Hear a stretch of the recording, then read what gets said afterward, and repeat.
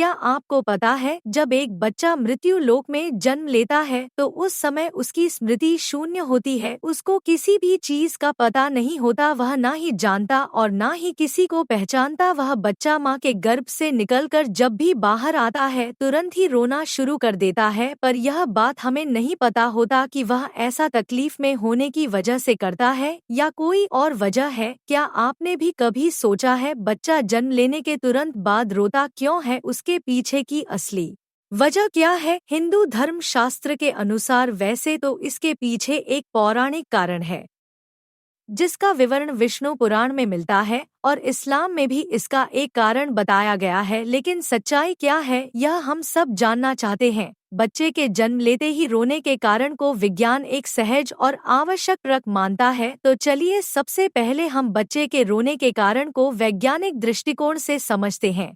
फिर हिंदू धर्म शास्त्र में उसके पौराणिक कथा को जानेंगे जिसका जिक्र विष्णु पुराण में मिलता है। आप सभी का स्वागत है। आप सभी से विनती है कि हमारे चैनल को सब्सक्राइब कीजिए और कमेंट बॉक्स में जय श्री कृष्ण लिखकर परमात्मा को अपना आभार व्यक्त कीजिए। दोस्तों नए जीवन की प्रक्रिया पुरुष और स्त्री के संगम के साथ शुरू होती है, जिसके फल स्वरूप जीव को एक नए शरीर के रूप में स्त्री के गर्भ में स्थान मिलता है। जब तक एक बच्चा अपने माता के गर्भ में होता है तब तक वह सांसारिक दुनिया से अनजान रहता है। माता के गर्भ में वह बच्चा जीवित तो होता है पर वह सांस नहीं ले सकता। उसके शरीर को खाना पीना उसके माँ से जुड़ी गर्भनाल से मिलता है। तब उसके फेफड़े तो बन जाते हैं पर उसका प्रयोग शुरू नहीं होते। बच्चा माँ के गर्भ में एक पतली झिल्ली के अंदर बंद होता है जिसमें तरल पदार्थ भरा होता है। इस तरल पदार्थ को वैज्ञानिक भाषा में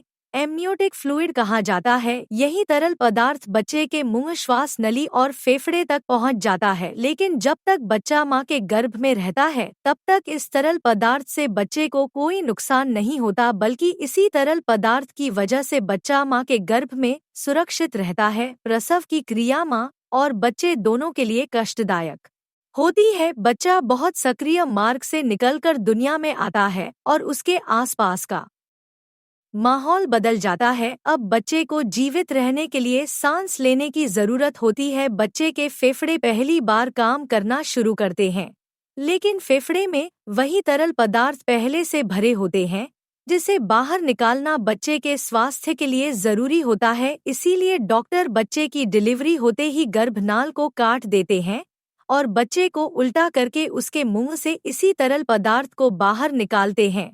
इसी प्रक्रिया के दौरान बच्चा गहरी सांस लेता है जिससे हवा फेफड़े के अंदर जाती है और फेफड़े में भरा वह तरल पदार्थ बाहर निकल जाता है।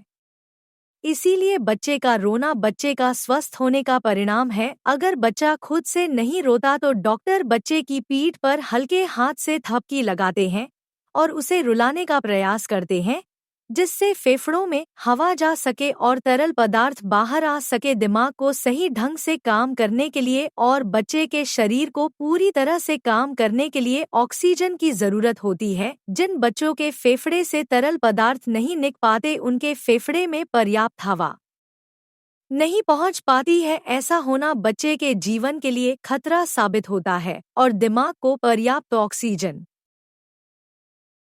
न मिलने के कारण किसी प्रकार की मानसिक बीमारी भी हो सकती है। तो यह बातें थी विज्ञान की। तो चलिए दोस्तों अब जानते हैं पैदा होते ही बच्चों की रोने के कारण को लेकर धर्म ग्रंथ में क्या लिखा है। शिशु जब पहली बार रोता है तब उसका स्वर कुछ इस प्रकार सुनाई देता है जैसे वह पूछ रहा है, कहाँ हूँ मैं, कहाँ हूँ मैं। विष्णु पुराण के मुताबिक जब ब्रह्मा जी सृष्टि की रचना कर रहे थे उन्होंने स्वयं जैसा पुत्र पैदा करने का विचार किया। तब उनकी माया से एक मायावी बालक प्रकट हुआ। यह बालक रोते हुए ब्रह्मा जी की गोद में उथल पुथल करने लगा। जब ब्रह्मा जी उस बालक से रोने की वजह पूछी तो उस बालक ने प्रश्न किया, मैं कौन हूँ, मैं कहाँ हूँ, मेरा नाम क्या है। इस पर ब्रह्मा जी कहते हैं, पैदा होते ही तुमने रोना शुरू कर दिया, इसीलिए आज से तुम्हारा नाम होगा रुद्र। ऐसी मान्यता है कि इस बच्चे के जन्म से पहले किसी भी बच्चे ने रोया नहीं था, तभी से जन्म के बाद बाकी बच्चों में भी रोने का नियम बन गया। इस्लाम धर्म में यह मानते हैं